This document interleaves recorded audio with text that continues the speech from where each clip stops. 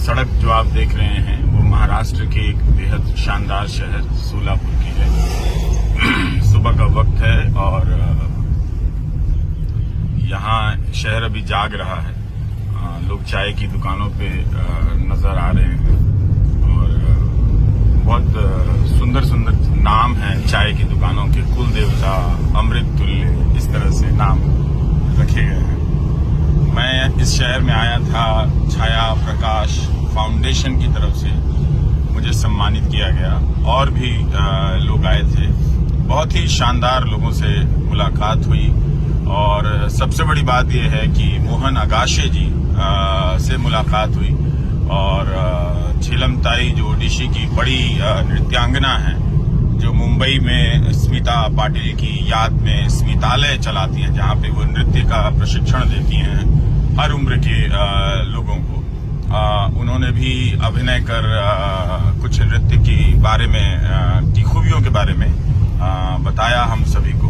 और आप देख रहे हैं कि कितनी पुरानी चीजें जो शहर में हैं वो अब धीरे धीरे हर शहर में कम होती जा रही हैं और नई इमारतें, नई नई चीजें आ रही हैं। ऐसे ही बदलाव आता है और बदलाव चला भी जाता है।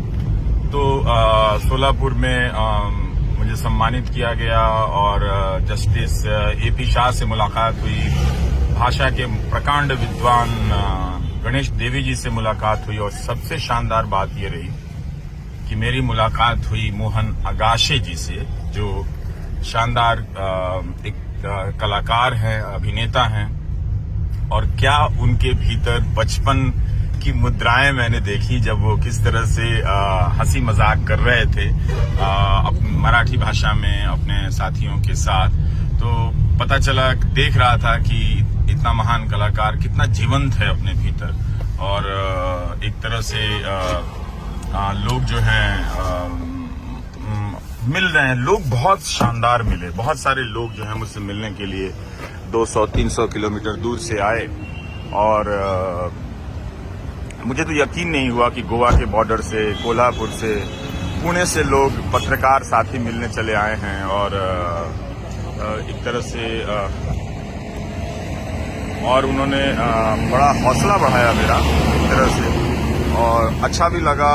एक चीज मैंने देखा कि बहुत सुंदर लोग हैं। सुंदर से मतलब यह है कि आक्रामकता नहीं है। मराठी भाषा, साहित्य और यहाँ जो तमाम आंदोलन चले हैं शायद उसकी वजह होगी कि लोग बहुत ही एक तरह से मुलायम हैं, नरम हैं, बहुत ही अच्छे से मिलते हैं। तो लगता है कि दुनिया कितनी सुंदर है, लोग कितने सुंदर हैं।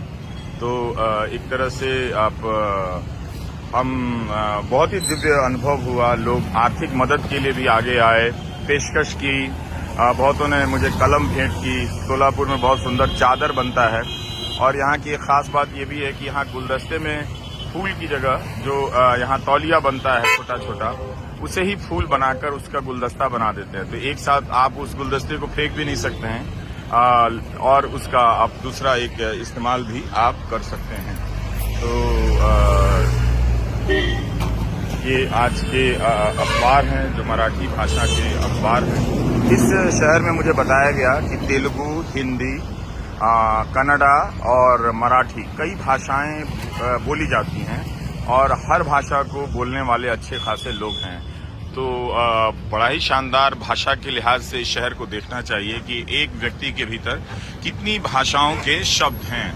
वो अगर देखने जाने का मौका मिले तो मजा ही आ जाए। तो ये महाराष्ट्र का एक शहर है। बहुत ही मुझे अच्छा लगा यहाँ लोगों से मिलकर। यकीन हुआ कि हम जो काम करते हैं, आप नए पत्रकार जो लोग काम करेंगे, समाज बहुत सहयोग करता है अपने तरीके से। आपको गले लगा लेता है, आपको कलम भेंट कर देता है, चादर भेंट कर देता है, आर्थिक मदद भी दे देता है जो उसकी क्षमता है। तो वो निराश नहीं करता है। कई लोगों ने मुझसे कहा कि अपना रास्ता देखो, दुनिया का क्या है, सब अपना अपना देख रहे हैं।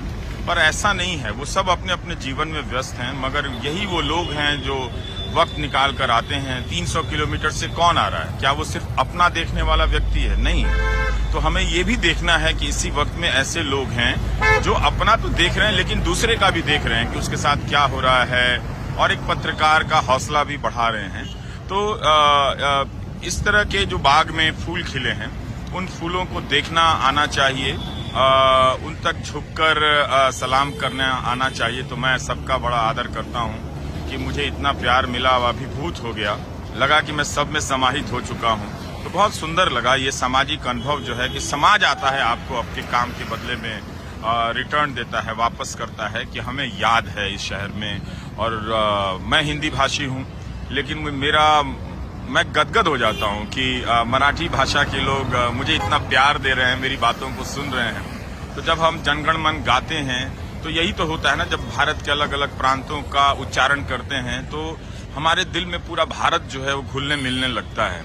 और ऐसा ही कुछ सुखद अनुभव होता है कि जब मैं दूसरी भाषाओं के पाठकों और दर्शकों के बीच पहुंचता हूं और जब पता चलता है कि उन्होंने सुना है, पढ़ा है, ये बड़ा ही जीवन को धन्य करने वाला प्रसंग है।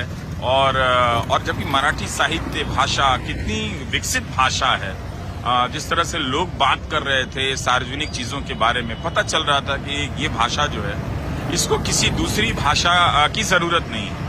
ना तो ये अंग्रेजी को लेकर कुंठित है, ना ये किसी और भाषा के वर्चस्व को लेकर कुंठित है।